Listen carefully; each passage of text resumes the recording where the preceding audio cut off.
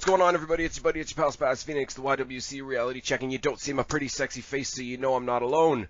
We got a huge-ass NXT TakeOver to talk about, so obviously I got the man, the myth, the legend, super sexy Jake DeMarco. What's going on, buddy? What's going on, my good man? Talk about biggest night of the year for NXT. I think this might be their biggest night, period, because it's going to be so big it can't fit into one night. It's 2 nights of NXT TakeOver Stand and Deliver. Night 1 and 2 both being main evented with their own particular brand of special main event itself. I'm excited, and I am so excited. This really feels like WrestleMania in its own right. The takeovers always deliver. There's never been a bad takeover. There's been less You might say stellar they ones. stand and deliver. They do. They do indeed. And that's why I am putting all my, I'm all in with this. All my chips, I've got them in the corner.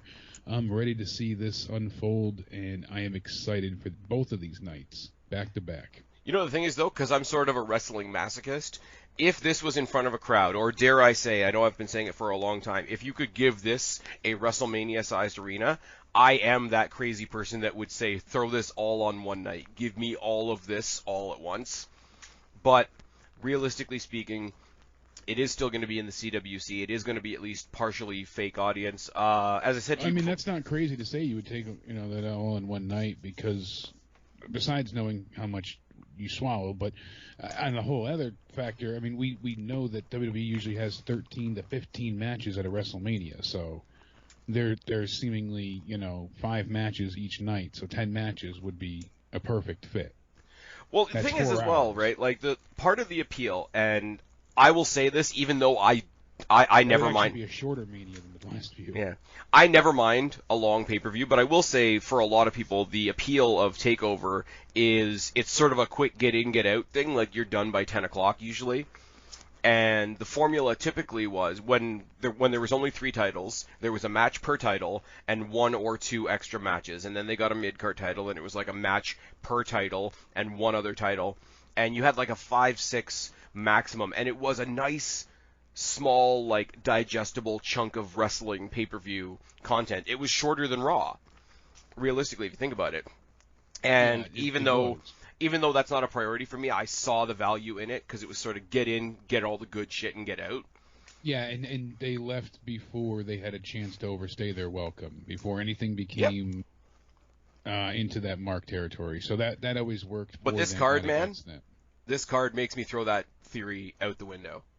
Well, you know what? No, because they're still doing it in just their own way, because they're just splitting it in 2 nights. So you're still getting in and getting out in the 2 Oh, hour I mean in the sense that I would take this card all in one night. Oh, I would as well, absolutely. I can tell you right now, looking at the card. But that's a 4-hour show. That's still, like I said, shorter than their previous WrestleMania. So I would absolutely take that. Their pay-per-views for WWE main roster usually go about 3.5 hours until the pandemic. So yeah. But the thing about that, too, is we wouldn't mind that if they were good.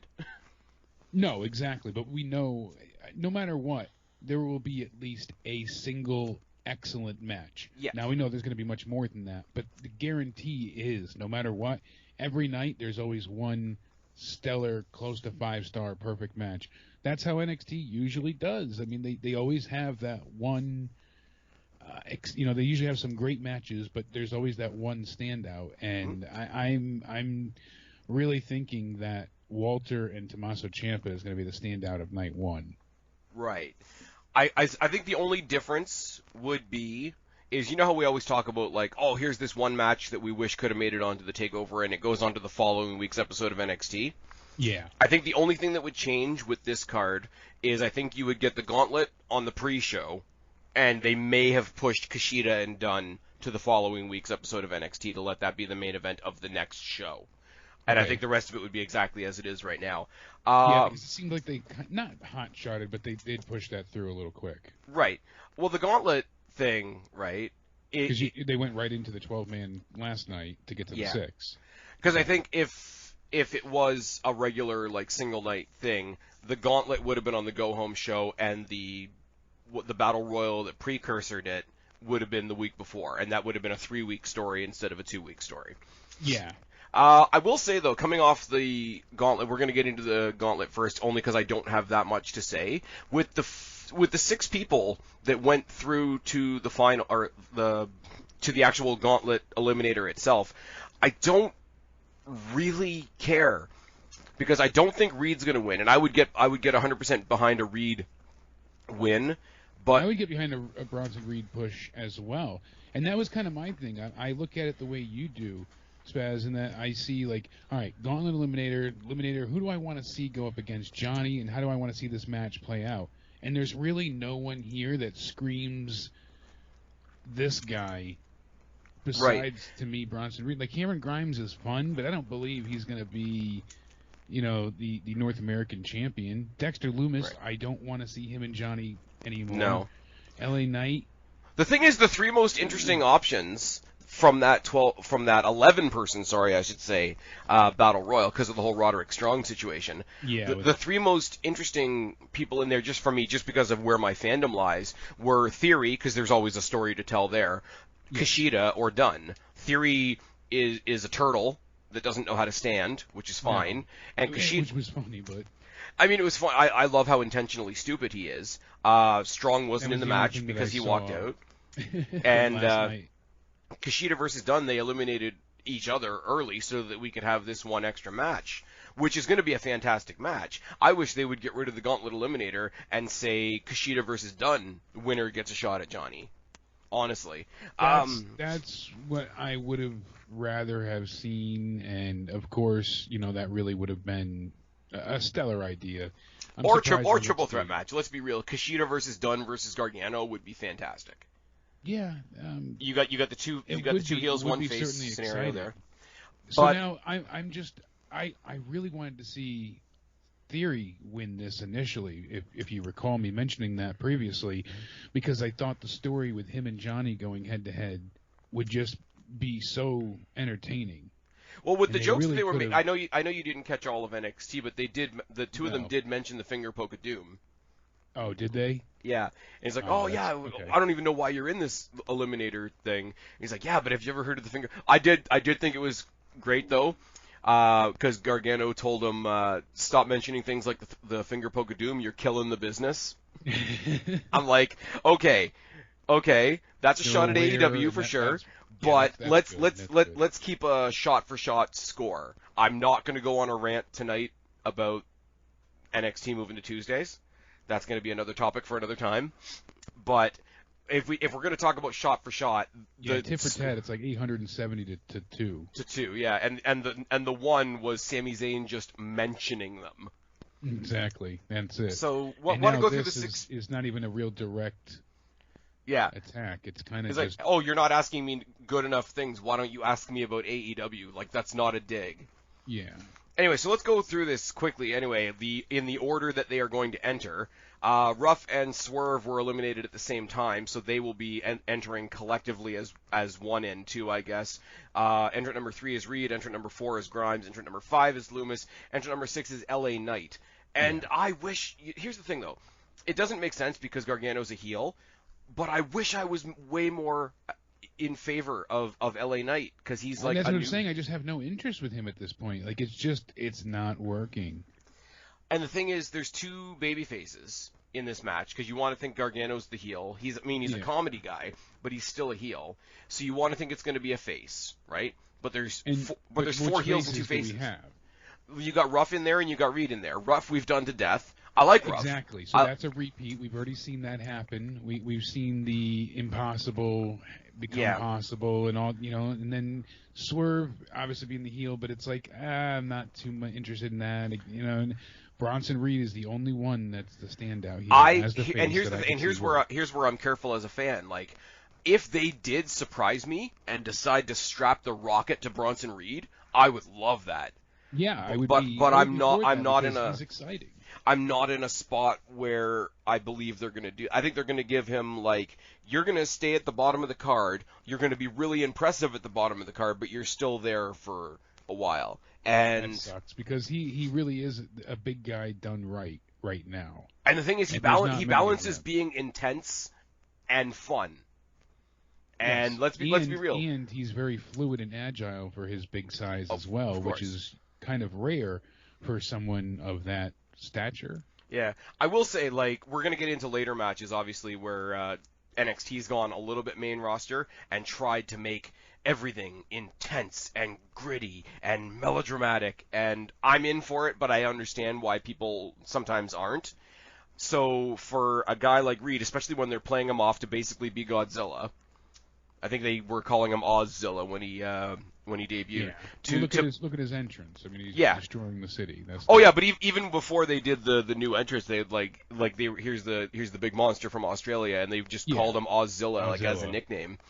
But like to balance the intensity and the fun is something that's going to go under the radar, but I think it should get more credit. I want them to surprise me with Reed. Everything else is going to be a little bit underwhelming, but the Gauntlet Eliminator itself it's a multi-person pile of people match. It will be fun. There are some fun characters in there. I wish Loomis wasn't. It'll be interesting to see. Loomis wasn't at all at this point in time. Sadly, I really wish Loomis just wasn't. Yeah. And I like the idea behind the serial killer, you know. But he's not. He's just a mannequin. Like exactly. He's just a mannequin. And the other thing, too, is I don't think they're going to, even though we've seen it a bunch of times, we don't really want to see it again. The whole idea of giving Leon Ruff another shot, I don't want to see it, and I don't think they're going to, because he's got an ongoing thing going with Swerve right now. Reed has an ongoing thing with Knight right now. Grimes has an ongoing thing with Loomis, like, forever. So all 6 of these guys are already doing stuff. That's the thing. That's what makes me think that, you know, if Johnny loses the belt, then Reed can go back to his feud if he takes it, you know, and it's like you just pick up with him and Knight, and that kind of works. And if you make Reed a transitional champion and then make cocky-ass LA Knight the champion for a while, that does have some potential, but I don't want Reed to be a transitional champion. This is I wouldn't have him be a transitional champion. I would just have him take the belt from Johnny. But here's the thing, I think, and I just thought of this while we were mulling over it, because it's a tired kind of day and the thoughts are coming slow. I think this match would benefit if there wasn't a title shot on the line, because we're already thinking about the match after this one. If this was just a match for match's sake, we could say, yeah, this is going to be a fun little bit of time killer. Not ruins it, but puts it in a different frame of mind. Well, it makes you frame like, oh, we think this person's going to win because of this. Exactly. So my real, like, when you take it all back, I think the LA Knight will win. I'm not exactly even sure why. Just a feeling with how he's been handled. He lost initially. Like, it just, I think they might want to do something a bit big with him, get a bit of, you know, pay for their buck kind of idea. I think if you want to do a story with him on one, like for one night only, like a one-off match of like who can be the bigger cocky asshole, I think Gargano could help him through that, because he knows Gargano in his sort of comedy heel role, he knows exactly what he is right now. Yeah. And I don't think you can underestimate the value of that. So I think he could make that work, as long as they don't try to make... can pull that Austin Aries-esque, you know, ego. So I'm going to go for Reed, even though I don't think it's going to happen. But it is what it is. Yeah, like I said, I want Reed to win, but I think Knight's going to kind of take it. Kushida versus Dunn. This one, not a total surprise, but a little unexpected. As you said, I didn't think it would land on Takeover. I thought they were going to keep hinting at it for a while. I think literally you were watching AEW, I was watching NXT, and I said I think they're hinting at a big Kushida versus Dunn feud. And then about an hour later, I had to send you another message. Okay, my bad. They just threw it on Takeover. Yep, you literally were like, wow. This is the match that I usually talk about on a main roster WWE pay-per-view, and this is a match that's important in a way that I don't really ever hear people talk about, because it's the only they're doing the battle of the technician as well here. No, there's that for sure, and I love that as a story. But I think just the function of this of a match like this on the card is really important, because it's the only one-on-one match on the card that's not for a title and doesn't have a gimmick attached. This is the match for match's sake match. Yeah. And I can't quantify it any better than that, but I always go back to Randy Orton and CM Punk for some reason. And that match, I can understand that. That match on that particular card, I think it was a WrestleMania. Somebody's going to correct me down in the box if I'm wrong. that match that just exists on its own without having to have a title or a stipulation attached to it, it sort of anchors a show in a way. And I think making the story all about the technique, where you've got Kushida, who's not exactly a promo guy, we love him as a physical character, and Dunn, who was kind of in the Pat McAfee group, and then he was partnered up with the tag team champions, and now one of them is injured, who's kind of floating. You got two guys that are kind of floating. Both of them need to reassert themselves, and if they want to be reasserted on this card as the technician of NXT, that's a great way to do it. Because, to be real, I like Dunn, but Dunn's not exactly a great promo either. No, he's not. Neither one of them are, obviously. Dunn's a little bit better, and you were right about that as well with the Punk and Randy match. That's from WrestleMania 27. Yeah. I think that was literally the only match on that WrestleMania that had no title or stipulation attached. And that's not to take anything away from the title matches. That's not to take away anything from the stipulation matches, because variety is the spice of life and wrestling. Yeah, but it was just a straight up fight, which you don't always get much of. Right. The way it boiled down to everything, it was impressive. So. I do think Dunn takes this. I'm not gonna lie. I do think Dunn takes this. I do think Dunn is going to be the victor here as well. I just have another feeling that they're really behind him more in what they plan on telling for the story going forward, and I think that they're kind of favoring heels at this point as well. So I also think these two guys are going to beat the living shit out of each other. Oh, that's a given. That's a definite. Like, and I'm gonna do the typical, like, check it off the Spaz Phoenix Destiny bucket list thing. Like, I've seen Pete Dunne do his, like, intricate joint manipulation shtick up close and personal, and you can't watch it and not, like, have that feeling up your back, because nobody. I don't think either one of us knows what it's like to feel a Canadian destroyer, even though I'm from Canada.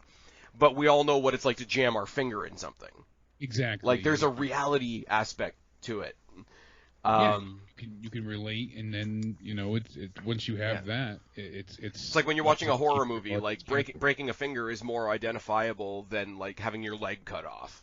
Yes, exactly, and that's why when you see, like, thumbtacks in matches, people tend to squirm more, obviously. Or Lego. Because, people have obviously stabbed or poked themselves. Lego's really dangerous too. We know they are.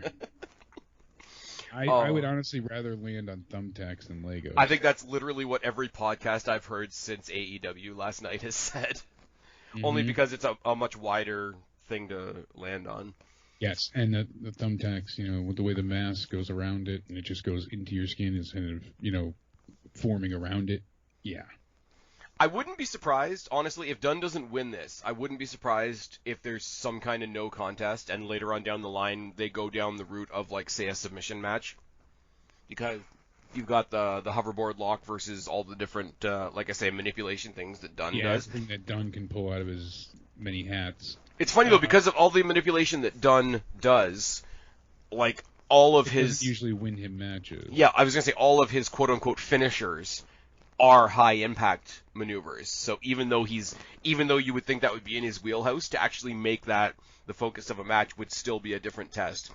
Yeah, that is a good point. Like, at least Johnny did make people tap and, And Kushida's got the hoverboard lock. Kushida, and not that it's a submission move, but he has that, and I've only been able to call it an armbar driver, but when he basically has the guy in a standing armbar and falls forward, and he's basically throwing him into the ground shoulder first, that could be a finisher. It should be. Like, I don't know why it's not. Because it seems like a little bit more reckless, more damaging version of something like a skull-crushing finale. And you know what I forgot? Jericho used to do the skull-crushing finale way back in the day. He called it the breakdown. That's right. You're totally right. I forgot all about that. Anyways, random bit of, I guess, AEW trivia now, seeing as we're talking about NXT. As I say, I can't see Kushida winning this. It's the only match on the whole card that I wouldn't be upset if there wasn't a finish, because we're going to get more out of these guys. Like, this is round one. But what do you think? I know, like you said, they're definitely going to beat the hell out of each other. I mean, that's definitely a given.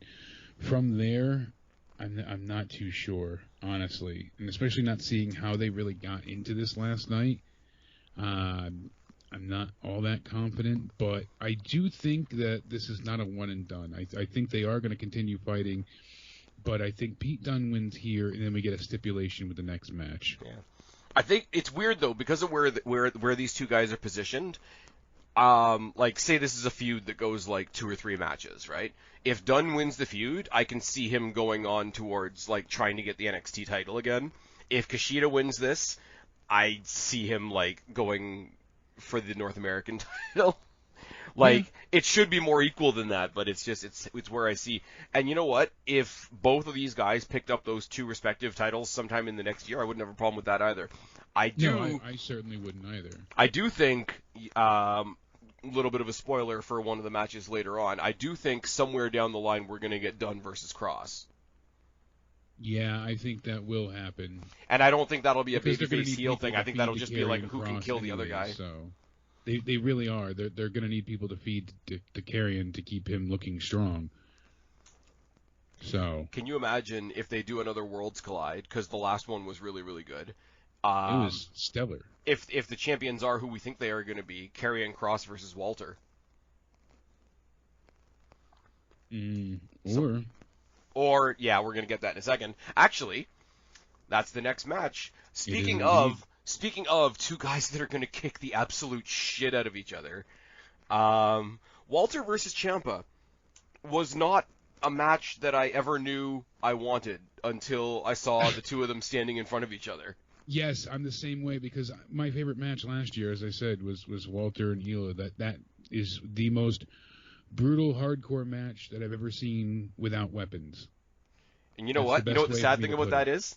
I still haven't gotten off my ass to watch that match. Oh my God, you need to see that. I know. It's like a sin at this point, but with Peacock and everything else, God knows what you're able to see. Hey, I still got the regular WWE Network. America. Well, God knows what I'm saying. They're taking everything down piece by piece. Censorship. Cancel culture. But like you said... but cancel culture's not a thing. Okay, talk to Steven Crowder about that. Yeah, exactly. Or Gina Carano. Or Roseanne. Yeah, how many people have lost so many things? Or Enzo Amore. I think Tommaso Ciampa is going to get the victory here. I think he's going to be the NXT UK champion, but not for long. I think it's a matter of they've got Walter over. Walter's held that belt for so long, and who better to take it from him? I've got a sort of a complicated theory on this, right? Okay. Because for the mainstream wrestling fan, Ciampa is way more well known than Walter. They haven't done the best with showing the American audience what Walter does. No, which is a failing on their part, but people are behind Ciampa. So Ciampa's a great guy to show what he can do and what Walter can do, right? I think you give it to Ciampa for a couple of reasons. You put that title back on somebody that everybody knows, and then Walter, somewhere like a month later, 2 months later, the next takeover, gets it back and goes back. That was what I was saying. I wouldn't have him hold it long, because he's not going to travel to the UK and want to, that was his, Ciampa's issue initially with the main roster. He didn't want to travel as much, so right. I don't imagine he's going to want to quarantine for 2 weeks and do. They could film it here, I'm sure, but for what the rematch and do it that way. Still, point being, I do think that Ciampa's going to win, but I cannot wait for this match. I am so excited. I wish it was tonight. Right. What I do think though is I said I was going to watch NXT UK when it started up again. I can't do the empty crowd stuff. Now that we have like at least a fake crowd for NXT and a fake crowd for WWE, real crowd in AEW, I can't watch the crowdless shows. I couldn't do it either. That's why I couldn't keep up with it. But so I don't know who else they're. Thankfully, the no crowd made the. Oh yeah, no, for the Dragunov match for sure. My point being is I don't know who they're lining up. I don't know who they're lining up for Walter next over on that side of things. I'm so behind on the UK scene. It's insulting, but if I try to think about this a little bit structurally, right? Right now, Walter is a monster. He is the kaiju of NXT UK, right? I don't think whatever new person they're trying to push right now to be his credible contender is going to be believable against this guy with his 400 and whatever something reign. Now, if Ciampa comes in and sort of takes a chink out of that armor a little bit, yeah, Walter gets his title back, but now he goes back to the UK, and okay, now he's only on day 30, and we've seen, even though it was across the pond, we've seen that he can be beaten. Whatever new guy that they're trying to push against him, that they want to be their actual next champion, it becomes a little bit more palatable, it becomes a little bit more believable, and it overcomes the fact that you could almost say that they've over-pushed Walter, but at the same time, the place just closed down for a good chunk of the pandemic, so they're doing the best with what they got. So I think Ciampa being there to give a little bit of prestige to the belt, to give a little bit of prestige to Walter when he gets the belt back, and then make him a believable struggle when he goes back to the UK. I think that helps a little bit of everybody, and I think Ciampa probably put himself in a position to help a couple people later on down the line with this. But he is the cranky old man of NXT, and when you think of NXT as the developmental brand, that is something that shouldn't work, but it works. And it works very, very well. And the thing is, like you said with this match, besides, being exciting and being one of my most anticipated, they did a good job of managing expectations but making people excited at the same time. That's why I like that it's for the title, but there's no crazy hardcore stipulation. Like, it's just not needed, they're just gonna have their title fight. So I appreciate that, and I value the opportunity for Walter to put over the title here. Just like you said, people would say, well, he's held the title for, what is it, like 900 days, something crazy? I know he beat Pete Dunne's record. That's all I know off the top of my head. Yeah, so he's had it for a long-ass time. And that long-ass time should equate to putting over a younger talent or some new... You know what I mean? Like, there should be a big payoff for that. Yeah. Well, here's the thing. People might say, well, what payoff is it to give it to Ciampa? He's already been a champion. No, like you said, they're putting equity and stock back into the NXT UK title. Yeah. That's super important. The exposure is great. NXT moving to Tuesdays. Now you're opening up to a different audience as well because they're not watching AEW. So you also can introduce them to NXT UK. There's so many benefits here. And I mean, like, on the surface level, like, for any, I know there's not a whole lot of casuals that watch NXT, but they're going to look at it and be like, oh, well, that's the guy from the UK. Clearly, he's going to keep the UK title. Like, there is a surface level surprise factor to Ciampa winning the UK title. Yeah. And I think that could hold over. Like, that I think that can be enough for some people to be like, oh, that's cool. I didn't see that coming. But also the big hanging DDT thing that Ciampa does, I want to see him try to do that to Walter. Willow's Bell. The Willow's Bell, because Walter's massive, and I think the rope's just gonna sag and it's gonna look funny. Now that shouldn't be the highlight of the match, but it might be. How the impact would be with that too. And think about how the other move, the fairy tale ending, is basically an elevated pedigree. Yeah. Even I don't know how he would do that to Walter, but I think this is one of those Ciampa pulls something new, a new trick out of the bag type moments, which is also going to be cool. Because Ciampa really doesn't have a direction either. He's sort of like existed outside of the rest of the roster. Like, he's done his stuff with Thatcher, which has been good. I don't know what happened to Thatcher. I think in real life there was a ongoing Global Bastard scare, but I don't think it was actually true. Yeah, I'm not sure. But yeah, no, I think it's odd. It's the I look up and down the card, and it's the odd match, but it's also, like I said when we started talking about it, I would never have thought of this until I saw them standing across from each other, and that's sometimes odd, fun. But it's one of the most familiar feeling at the same time. Yeah. Because to me, this feels like NXT. Right. If that makes any sense. Well, you know, I've been watching the old takeovers, and a whole lot of it was just, we're going to give you a real cool marquee to get you to watch the show, and then we'll put some story into it. You know, they always book these fantasy matches to get people in the door, and like that was their goal. So we would see these, Sami Zayn, El Generico taking on Shinsuke Nakamura and being like, holy shit, and then... You know what I just watched? Which one? Charlotte Flair versus Natty Oh, when with Brett and Rick on the outside. Yep, fighting for the title that had just been vacated because AJ Lee had just gone to the main roster. Yeah. That was back when you were allowed to cheer Charlotte Flair when being white and blonde wasn't a crime. Anyways, moving. She was used as a weapon against the audience. Moving swiftly on. Speaking of vacated titles, that was a transition that I didn't even want to do. That was perfect. That was skill. The vacated NXT tag titles. Unfortunately, Danny Burch fucked himself up real good. His shoulder is in a different zip code. Yeah, it is. And I didn't see the actual X-ray until you said, "Hey, Spaz, have you seen the X-ray?" And holy fuck. I find it weird. I think I said it on the NXT review that week. I always find it kind of weird when they throw the X-rays up because it's like one step towards too personal. Yes, I know, because it's a medical record, but I get it. Yeah. I mean, for all we know, it could have been fake, right? That's the other thing. Like, it could be a real thing, but they showed us a fake X-ray or something. It could be. I mean, but I it is I think that is legitimate.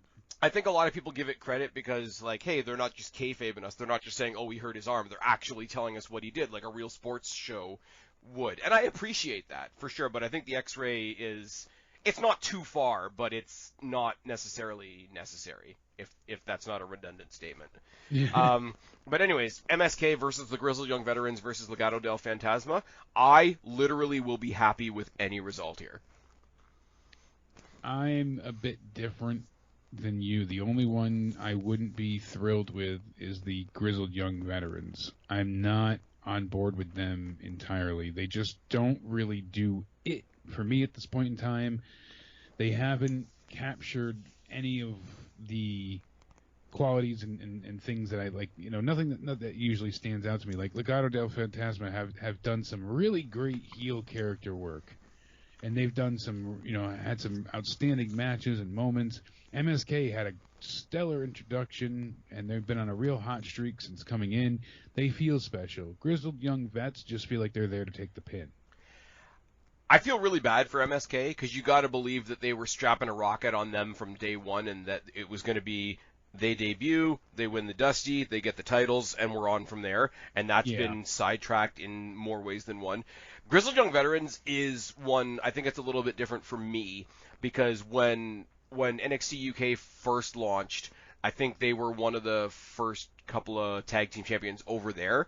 And there is a little bit of an element. The whole UK show has a different kind of style. There's a lot less comedy, a lot less flash, a little bit more of that grinding sort of Pete Dunne type style. And I like tuning into things heavy-handed.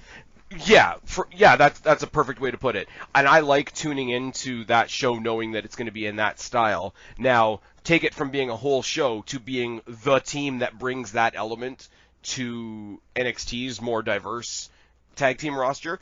I like that they are able to be like Pete Dunne in the singles division is the guy that does that type of shit.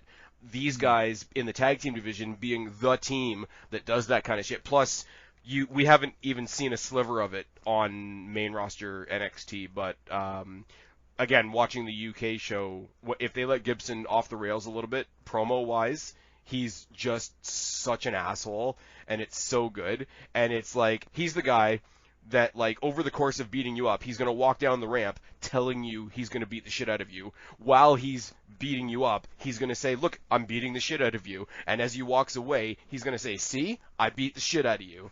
I think if they let the talking game for Grizzled Young Veterans come out as much as I saw it when I was watching NXT UK, right now for me, I know how good it is because I remember it, and I want more people to see it. And I think for me right now, because I did see it, it's missing a piece, but I'm hoping that if they were to win the titles, they would get that platform to do that. Now, MSK is the feel-good story. MSK is the Dusty Classic story, and they're a fun team to watch. I would love to see them win. Legado del Fantasma, I only want to win if we're playing the story that all three of them come out of Takeover with titles. Yeah, because that's a story that always sells. I agree. And it's one of the we used to say about the so then they'd have to win, essentially both nights and right. Well, we used to say it with Undisputed Era, right? Like every single one of them walked into a Takeover with a title match, and it's like, oh, it's a big night for Undisputed Era. Not so much anymore. But now that type of conversation can happen about Legado del Fantasma. Look at where they are on the card. Oh, look, it's 2 different nights, but you get my point. It's a big event for Legado del Fantasma. They could walk away with all the prizes, and that story is overdone, and it's super simplistic, but it's overdone because it works. Cliches become cliches because they work. And that's why I'm so baffled WWE broke up the Hurt Business. Yeah. They should have been tag champs and all the gold going into Mania. WWE is just against terrorism. Anyway. I guess there's some statement to it. I mean, there's some agenda there. But last but not least, certainly not least, Io Shirai defending her NXT Women's Champion title. She's going against Raquel Gonzalez. The thing is, at this point, my dear friend Spaz, there's kind of nobody left for Io to face, I feel like. Like, this is the end of the road. She's had the belt for a very long time. And see, I don't think we're going to do this match much good, only because I don't think there's much we can say about Shirai or Gonzalez or this match that we haven't already said in some way, shape, or form. It's going to be amazing. It's going to be so stellar. So I'm so thrilled that they're highlighted by being the main event of night one. Oh, yeah. And deservedly so. Not where it's like, oh, Ronda Rousey, we're giving you automatically the main event. Like this, Io Shirai earned that. Yeah, and I've heard she jumped in a trash can off the top of a cage to earn that. She got double choke slammed through a wall on Wednesday. Like they had 4 different brawls on the show, and one of them was Raquel Gonzalez. You know how Great Khali would do like the double-handed, like they called it the tree slam? Yes. Like she did that in the hallway, except she didn't slam her down. She put her through a wall and stuck her head through the wall like here's Johnny style. All right, I'm digging it. But it's been brought up to me that, oh, well, they only gave Shirai and Gonzalez the main event slot because it's a 2-night show. NXT was the first brand to have women's main events at takeovers. I'm sorry. Mini podium for a second. I'm not standing for that shit. Yeah, no, nobody wants to. With the news that we got this week, I'm gonna be real defensive of NXT this week and going forward. But like, that is such bullshit. Like, that is such unbelievable bullshit. That is some serious insulting BS. Like, oh. And I don't want to keep bringing that up because then I got to bring up Sasha Banks and then I got to remember that, people get hurt. I think the ultimate way that we take out AEW is we just grant Sasha Banks her release with no 90-day non-compete clause. Let her sign with AEW. Let her sign with AEW. Let her injure that entire roster before it even gets on its feet. Because I'm sorry, as good as it was, one women's main event that had happened to be really good does not an actual division make. Damn, hell of a statement. Come at me, bro. It's that kind of day. Honestly, Shirai and Gonzalez is going to be great. It's the typical fear, especially for a main event title picture, is that if Shirai has to drop it, she's going to be going to the main roster. I don't think she's going to the main roster, though. At least that hasn't been discussed anywhere recently. It was a while ago, ages ago, remember? Before Mania last year, it was discussed briefly. See, and here's the thing, right? I don't like the main roster for how they ruin basically everything from NXT. And I definitely don't like the women's tag team titles on the main roster because they've ruined them, because look at who's been wearing them for so long. Yeah. But the only feasible way that I will be okay with Io Shirai going to the main roster, and it might seem a little cookie cutter and it might seem a little cliche, you put her with Asuka, they save those titles, you have Io Shirai and Asuka as the women's tag team champions on the main roster. Take it out to Survivor Series. You get Io Shirai and Asuka versus Ember Moon and Shotzi Blackheart at Survivor Series. Brand warfare, brother. They should have never had NXT women's titles. They should have just had the women's titles be taken by the NXT women's champions. No, I'll fight you. because we said the same thing. But the minute they brought the main roster women's tag team titles to NXT, yeah, all the main roster BS came with it. All the main roster BS came with it, and I was like, no.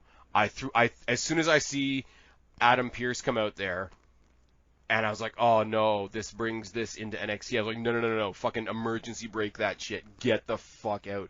Plus, I'm sorry, I know they're a copy of the men's titles, which is what NXT does so well, but the titles, the NXT women's tag team titles look so much better. I don't mind the look. Oh, they look fantastic. Night and day difference. I don't mind, like you said, either. The white and, they're not bad looking, but yeah.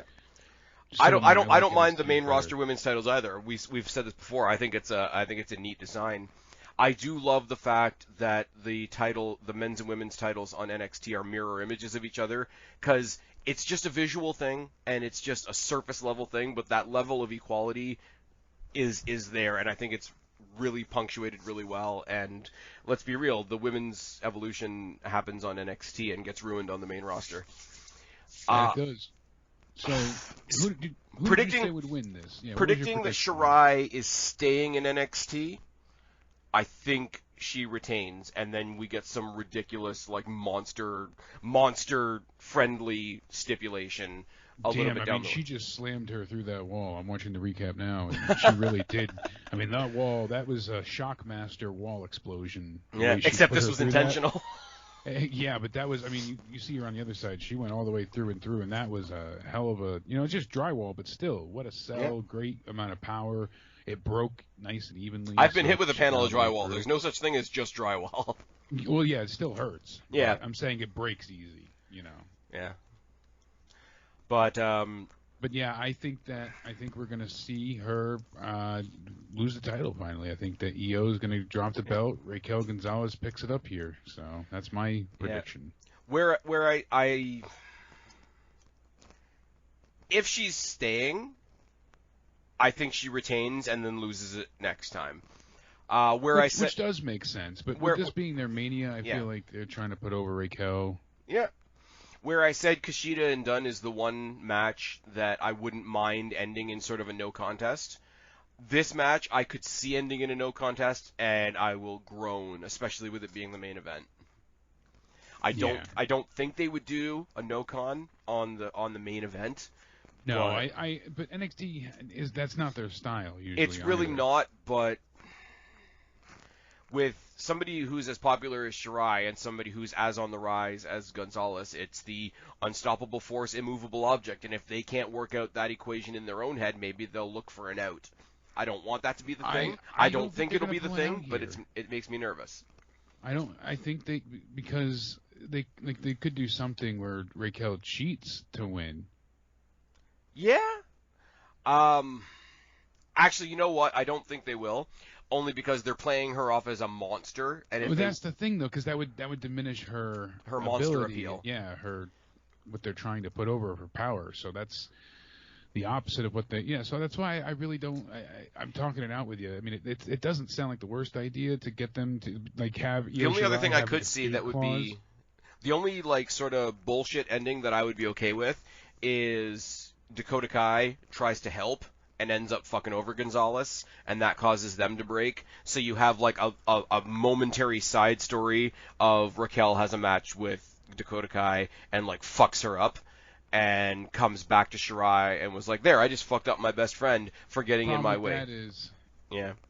Is that now Raquel will be the face because she took out Dakota Kai. And I don't think. Yeah, but you know what? Even though Dakota Kai is a great heel, look at the size differential. She can also play super sympathetic, so I think they could play with that a bit.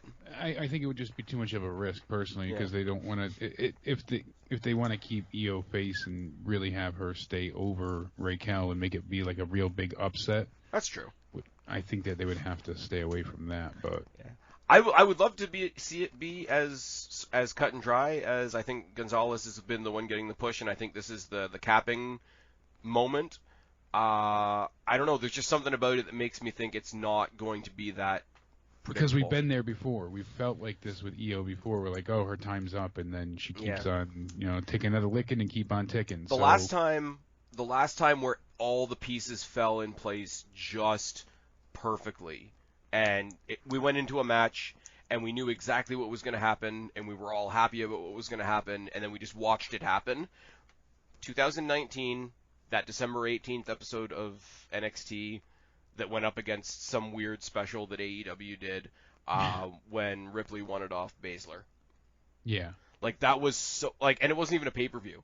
It wasn't even No. a takeover. That was just such a perfect sort of, hey, this is how we're wrapping up the year Exactly. moment. And I don't think... I think... The celebration they had in ring with Rhea holding the Yeah. title up, and that was such a special moment. All of that was so good. And I think part of my problem, because Shirai's held the title for as long now as I think Baszler did, is I think I'm looking for another moment that's that perfect, and I don't think there's one on the... And that's not a shot at either of these women, don't get me wrong. No, But no, I don't it's but I not don't think diminishing I what don't they think there's a put out, moment but- like that in the chamber right now. No, that's because the Rhea Ripley's story was built for so long. And we she knew has- what it was leading to as Yeah. well, because Charlotte was looming around the corner, and we thought, oh, she'd be Yeah. beating Charlotte. And, like, there was so much promise to this. Instead, Rhea then took a back seat for quite some time. And I'm sorry, and, now she only fills and again, in it's because not Andrade to... had a pissy fit. And again, it's not to shit on anybody else, but like outside of her ring ability, Rhea Ripley just has such a natural like star element to her. Like you want to see her win, but you also kind of want to run into her at the bar and have a drink with her.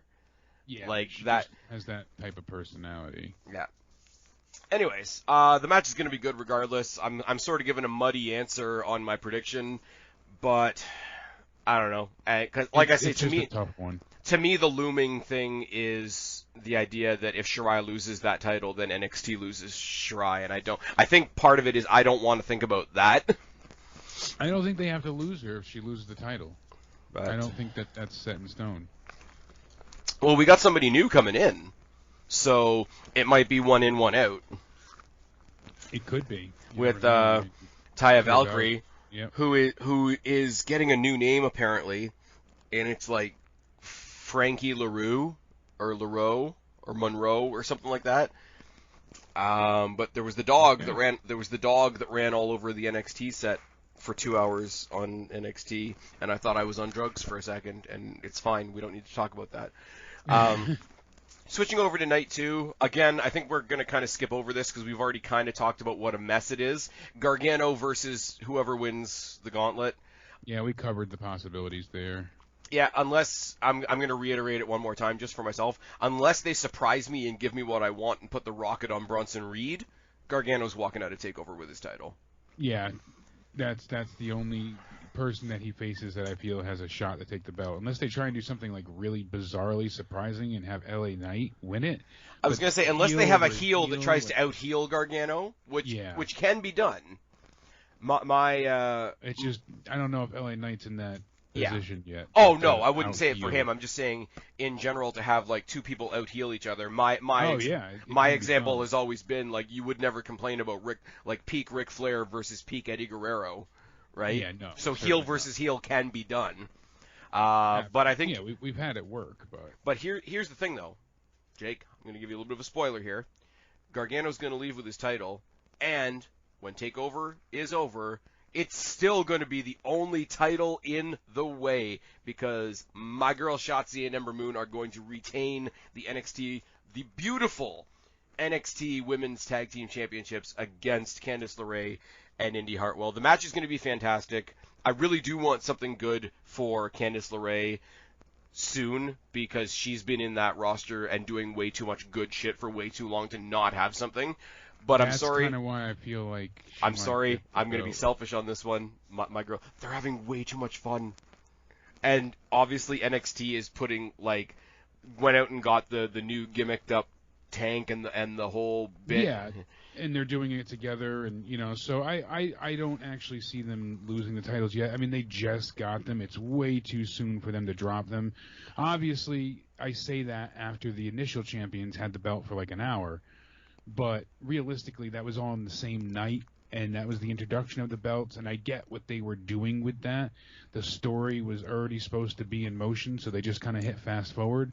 They don't get the pass. I don't think it was a great way to do that, but... Well, they didn't want it to be Triple H with the world title back in the day. Yeah, which I understand. So I'm okay with it, but it's still not something that I give them a pass on.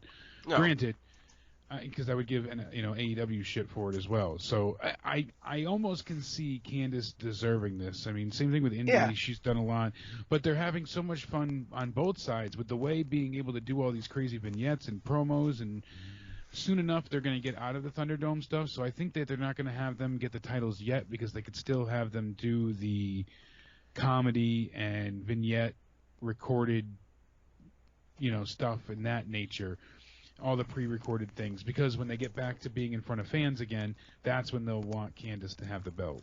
I will say, titles or singles title. I know you missed it, so I'm going to have to fill you in. They did come down with the tank on Wednesday. To accept the challenge, yeah. To accept the challenge, and they did shoot Indy Hartwell in the cunt with the missile. The cunt punt, that was hilarious. Oh my god. No, like even you saw Shanti break at that point. Oh god. And the thing is though, like they can do that because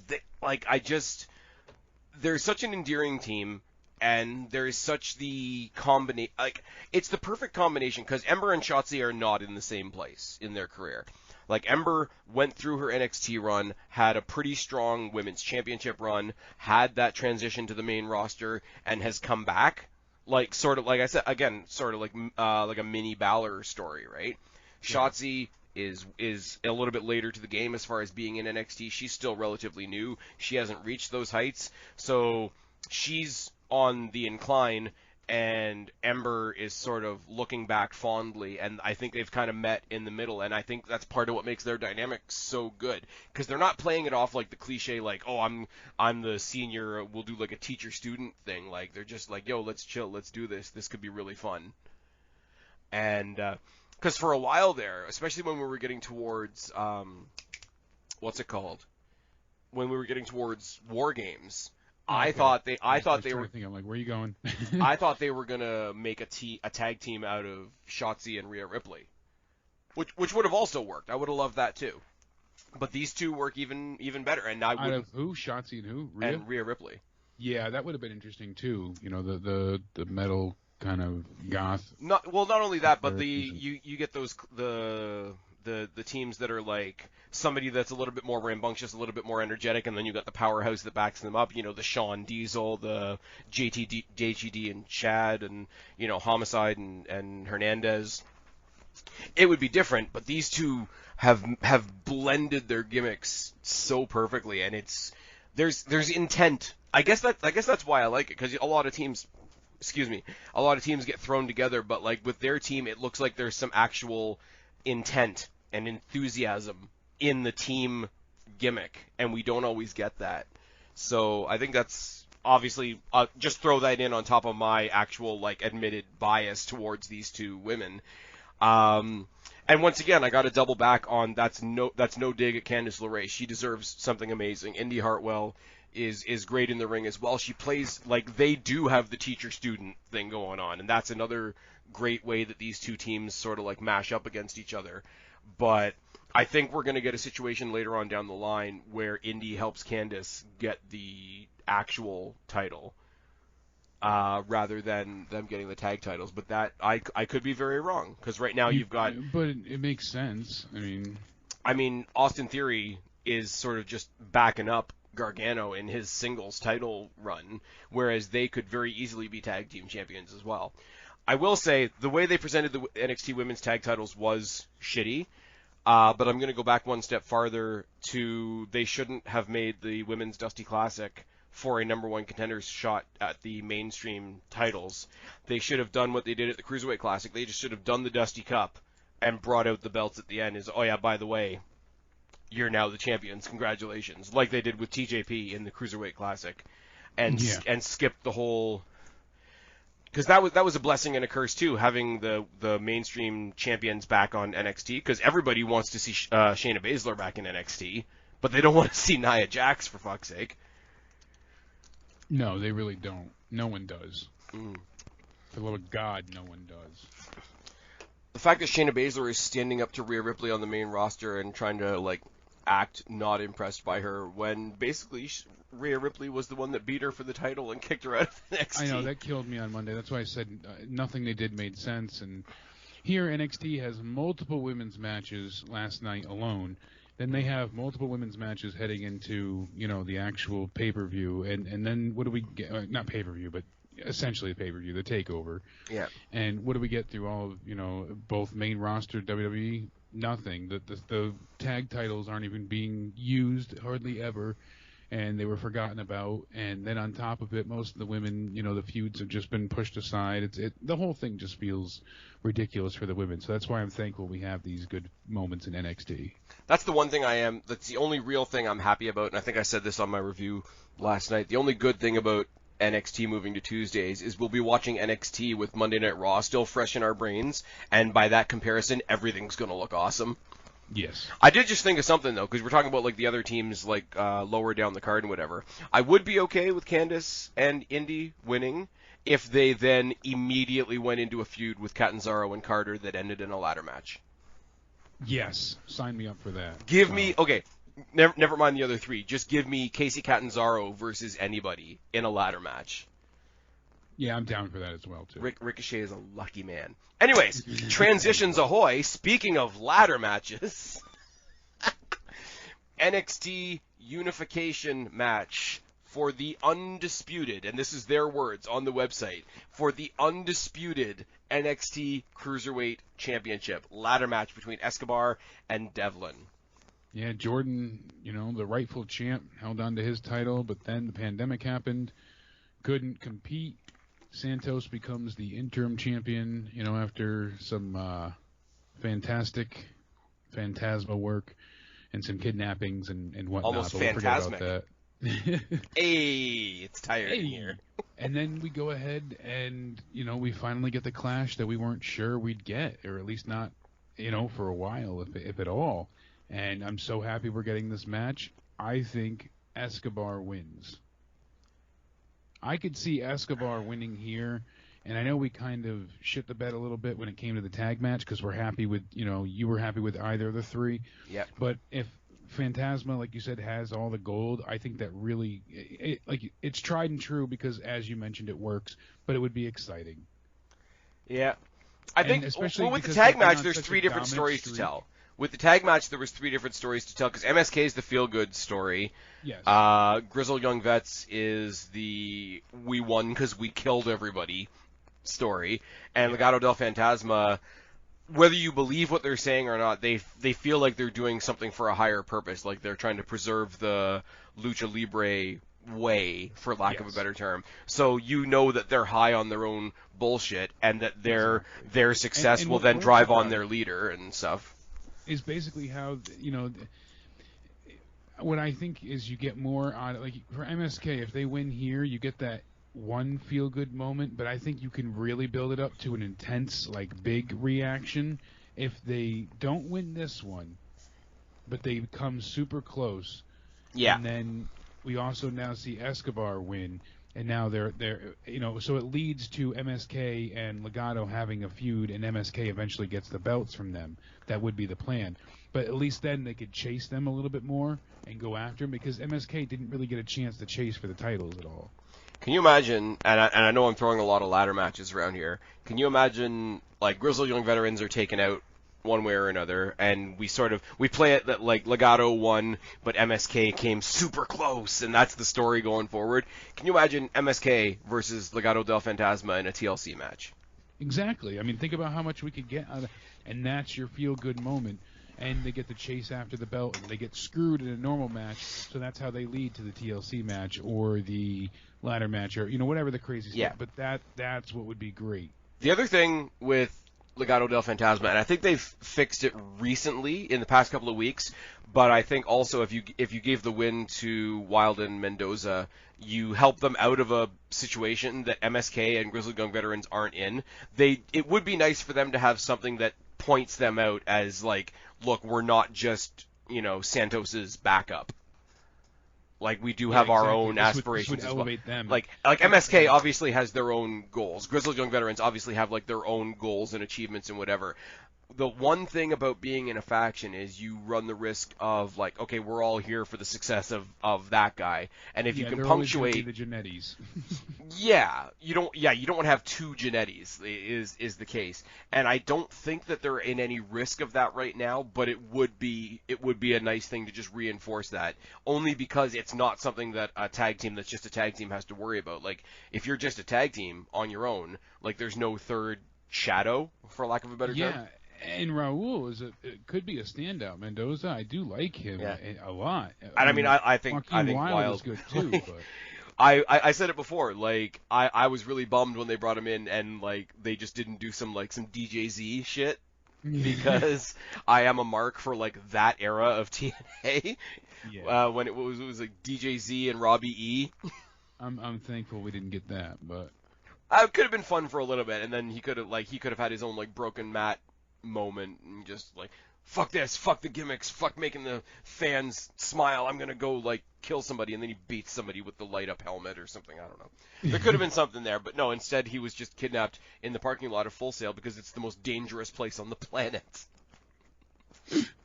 It's good. It's a good bit. Most dangerous place ever. It is. You know, they had a road sign shirt on WWE Shop at one point, and it literally said like most dangerous place in wrestling, Full Sail parking lot. Yeah, for the parking lot. Yeah, that was they didn't have it in my size because I'm fat. Anyways,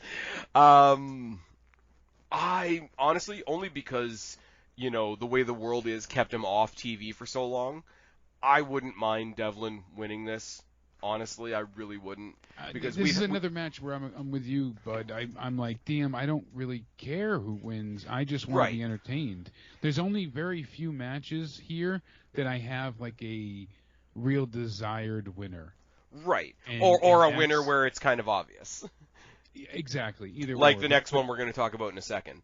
But I mean, we've had extensively like 2 cruiserweight champions for the past year or so, but we've really only watched one.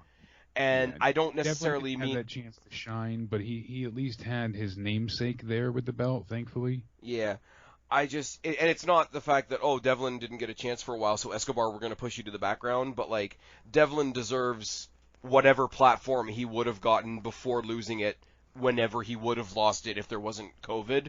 If that makes sense, you know what I mean? No, that makes sense. So give him his time, like what should have been his 2019, 2020. Give him a little bit of that in 2021, and if it comes back around, and like we said, it might surprise you to hear me say this. We talked about Leon Ruff being in the North American title way too long. Like, there's a feel-good story you could stick in the cruiserweight division. Next time around, have these two and throw in Ruff, or throw in... And that makes more sense than having him in the Gauntlet Eliminator. It does. But he's tiny, and somebody will chuck him real far. That's the thing. They'll do some stunt with him. Do you remember when Keith Lee pounced Adam Cole into the audience, and that became like the GIF for like a month? The ultimate GIF, yes. I mean, like, if Bronson Reed decides to be an asshole... Like, what could he do to Leon Ruff? God damn. I almost lost my drink there. Yeah, he literally could send him to the... I think we both just almost lost our drink there. So, hey, symmetry.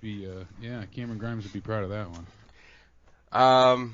Yeah, the ladder match. I'm not even saying who I want to win. I want Devlin to have a little bit more time in the spotlight, especially because the naysayers will say he doesn't deserve his time in the spotlight. So I kind of want to piss some people off as well, because it's me. But I'm just generally a fan of the match. Just the way HBK came in and had his 2 cents without even saying anything. Just was an excellent addition. Slid the ladder in and just said, "Hey guys, go to town." I'm like, that's so fucking good. Drama and tension. That was excellent. That's so fucking good. I'm gonna still say Escobar wins. But okay. I get what you're going at, and I'm happy either which way.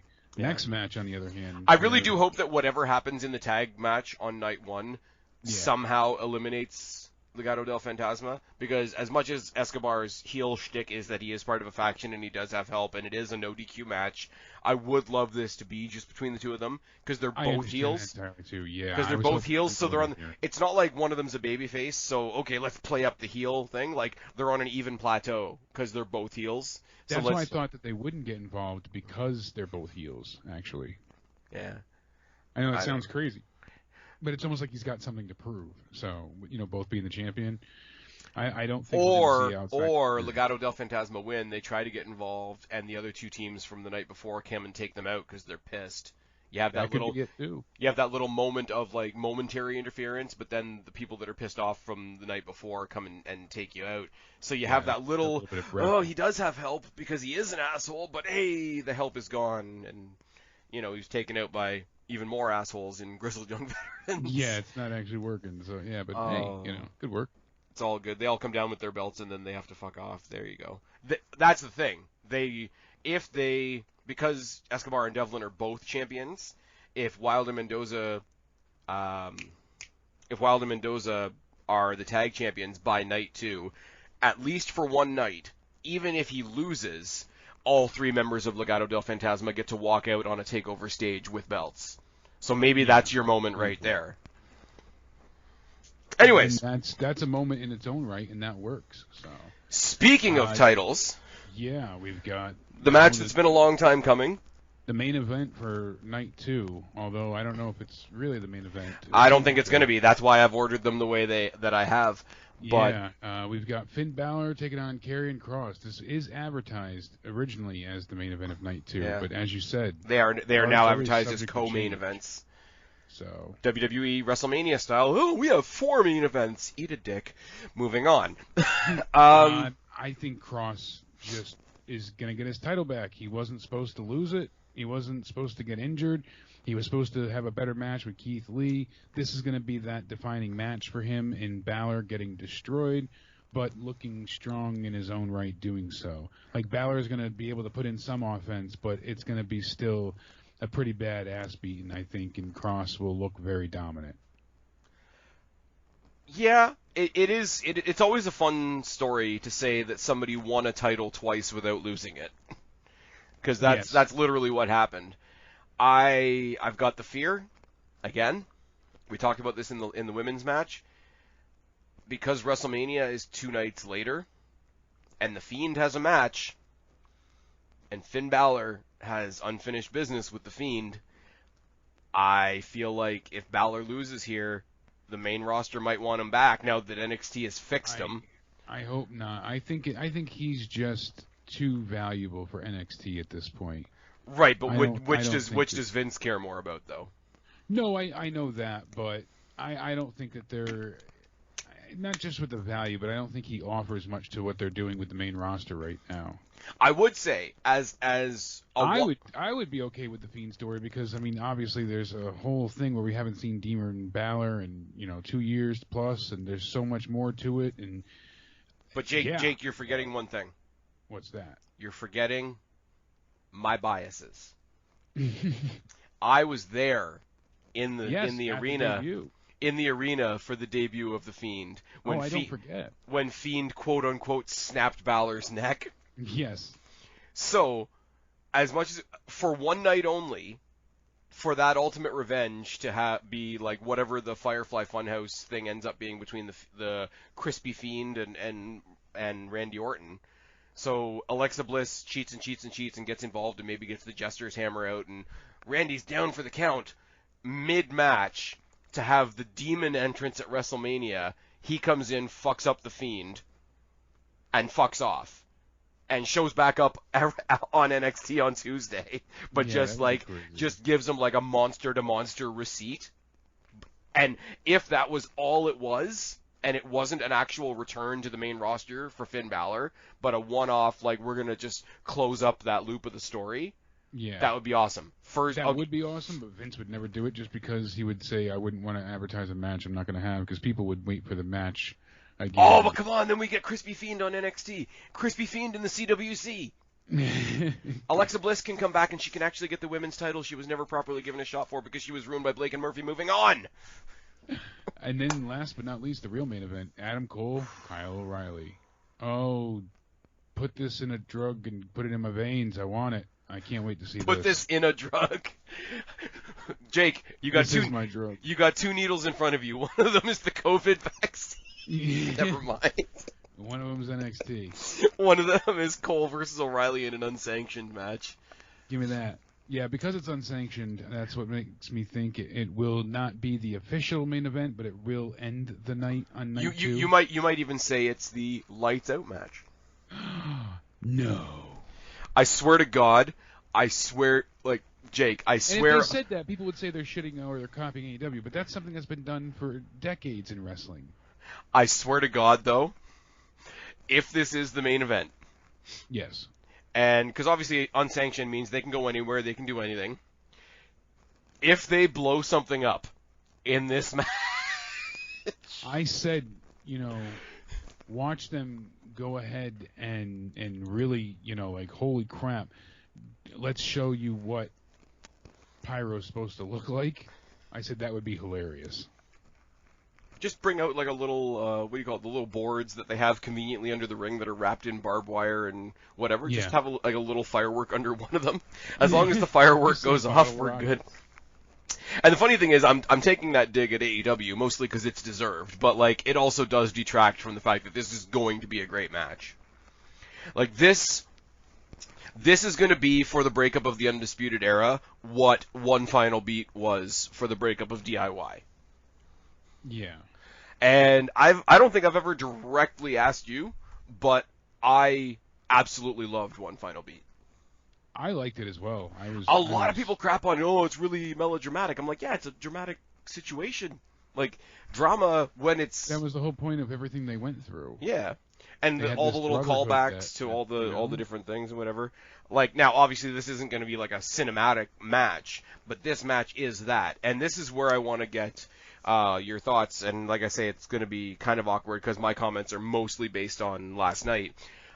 I really wonder where Roderick Strong fits in all this. Because he really hasn't taken a side. Both sides have sort of told him to go. You can tell he's being bothered by it. They had him with the UE gear, the armband, messing him up for the match with Grimes. I think it's a really interesting story, though. And I said this to you in a message the other night. If they play him off as like he's the real victim of the breakup of the Undisputed Era, like he was the guy that was left behind. Yeah, treat him like the Kenny of the Friends of South Park. Yeah. Who's got Kenny this weekend? Yeah, exactly. Oh my God, they killed Roddy. Now, me saying that completely ignores the existence of Bobby Fish as well, but he hasn't been seen in a while, so that's sort of one of those things that storyline-wise we'll get to it when we get to it. But, like, Roderick Strong, like, part of me wants him to run in on this and just, like, deck both of them, because he's like, you guys are being fucking idiots, fuck both of you, and then he leaves. But part of me wants him to just, like, stay away. And, like, when Rollins turned on the Shield, right? Yeah. Him and Dean fought, and then Roman Reigns just said fuck it and went off and did his own thing. Now, I'm not comparing Roderick Strong to Roman Reigns, but there is a cool lesson to be learned from that. It's like, okay, you guys are fighting. That's not my fight. I'm the fuck out. They've already got him out of Undisputed Era gear. He's got his regular gray gear back. He's got generic Rock 5 entrance. Like, he's already on his way. On his way out the door as far as the group that doesn't exist anymore. But I do think his presence, especially because he walked out on the Battle Royal, which meant he's not in the gauntlet, it leaves him sort of without an island. But his absence is going to be pretty loud on the show, I think. Yeah, no, that's a fact. That's for sure. I don't know who wins this, man. My biggest fear through all of this, and it won't happen now. It'll be a later thing. I know that much. But my biggest fear is that they go ahead and they send Adam Cole to the main roster on his own. Like, I would have liked to have seen Undisputed Era go up, not just Adam Cole, but... See, I don't that want is something they want eventually. And so we've said it a bunch already, but like, if somebody loses or wins or whatever, then then there's all chances that they've done everything they can do in NXT and they're going to move up. I don't want Cole to lose because of that exact thing. Like, he might go to the main roster. I will say, storyline-wise, I don't know who should win this. On a more practical side of thing, who could use the win? It's Kyle O'Reilly. Because his most recent storylines are losing to Balor twice, failing to get the title twice, and then getting his ass kicked by his best friend. While being severely injured in between there, too. While being severely injured. And you could play it up as, hey, coming back from that fucking jaw injury. Like, him and Balor and then injured killed again each other. By Cole, too.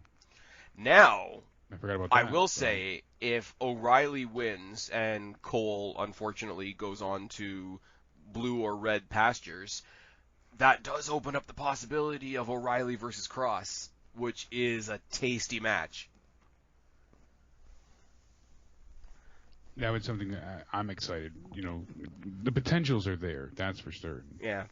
Like, I don't think at this, like, because O'Reilly has sort of, like, tasted the main event scene, I don't think you're going to turn around and throw him into, like, the North American title picture. Like, I think it'll be like a weird step down. Like I said about Pete Dunne, sort of closer to the beginning of this show.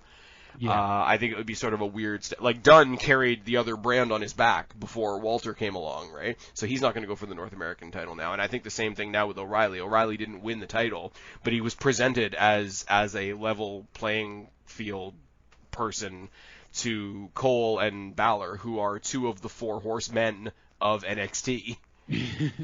Well, they established, like, this is the thing, like, I'm saying it sort of tongue-in-cheek, like the Four Horsewomen, but, like, they established with that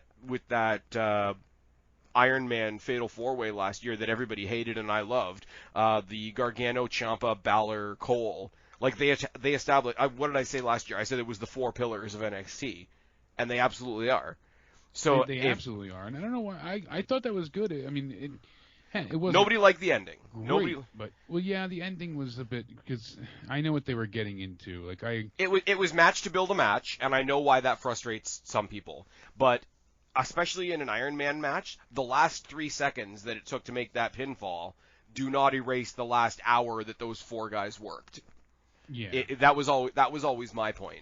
But, I mean, so those are your four pillars, right? So anytime anybody else is made to look equal to those four pillars, like an O'Reilly, like a Karrion Kross, like a Keith Lee before he went to the main roster, those are going to be your measuring sticks. Once you've gone to war with one of them, that's kind of your initiation to the main event. And you can't really go backwards from that, or else it looks like a sort of like a silent admission of not failure, but like recession.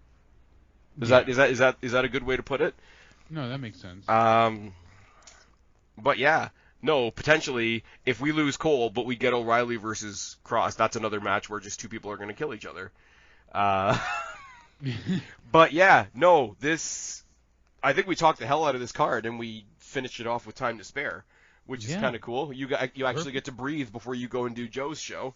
I get to go ahead and go compile all my news and stories. Yeah. But holy crap, this is not happening until 6 days from now, but we're recording it now for reasons. And for anybody paying it's not an April Fool's joke. Yeah, that's true. For anybody paying attention right now, you and I are going to sit down again at some point, undetermined, next week and try to predict what they're going to do at WrestleMania. I don't think we're going to be nearly as passionate about that as we are about this. No, but it's still going to be interesting. It is. Oh, it's interesting's a word. Interesting it is, to say the least. I mean, I'm not gonna lie. I'd rather see Shotzi and Ember versus The Way than Nia Jax and Shayna Baszler versus what I'm hearing at this point will be Lana and Naomi. Yeah. Again. For reasons. Mm-hmm. Put her through a WrestleMania size table. It's fine. Just what we want. Oh, should we talk for like 30 seconds about how the Andre the Giant Memorial Battle Royal and the WrestleMania SmackDown Tag Team title matches are happening on SmackDown next week? Yeah, we've got a Fatal 4-Way for the SmackDown Tag titles, and then we've got the actual Andre the Giant Memorial Battle Royal, back-to-back. Lovely. You guys did stellar there. And if what I'm reading is correct, they're just scrapping the Women's Battle Royal altogether. So I'm just going to say right now what I would have had to add into next week's preview. I know the Battle Royals don't really mean anything, but they should. My picks for the 2 Battle Royals would have been Sonya Deville and Ricochet. Yeah. Ricochet had a really cool match, although it was really, really short, with Drew McIntyre on Raw. It was buried under a bunch of other crap. It's fine. See, we talk about main roster, and then I just get real sad. It's better than, all aboard the Braun Strowman train. Choo-choo. Oh, with the sound effects. Choo-choo. He's gonna drive a train out of the pirate ship to the ring at WrestleMania, isn't he? There certainly is a possibility. Because we're getting Shane versus Braun. Because that tells you that it's a really good show. Actually, you know what? I should say there's 0 stories going into WrestleMania, but like they've fallen ass backwards into gold on a couple of the matches. Like if they lucked out, yeah. Like we're gonna talk about it, but like Cesaro, Rollins, Zayn, Owens, a lot of the celebrity stuff. There's gonna be like Nickelodeon goo in the Braun Strowman match, isn't there? Oh, just you wait. Oh. See, we were all hyped talking about NXT. Now we're talking main roster. Now I'm sad. Now I'm sad. Now we'll see what happens and how it works out. But way to go! We ended that on a real down note, didn't we? NXT. Hey, guess what? Takeover. That's why, no matter what we say, we still have NXT, and it's going to be great. Takeover Stand and Deliver is going to be fucking awesome, and hopefully by the next Takeover, it's in front of an actual crowd, and we're not locked down like Ontario currently is as of today, because idiots are out there and they suck. On that note, Jake, tell them where to find you. You can find me on the Joe Cronin Show or on YouTube as well, Jake DeMarco. You can search me there, or youtube.com/countdownended. And you can find me on Twitter under the same name, Countdown Ended. And thank you so much for having me as always. I can't wait to see how this show turns out, and then we'll go ahead and have the preview for WrestleMania.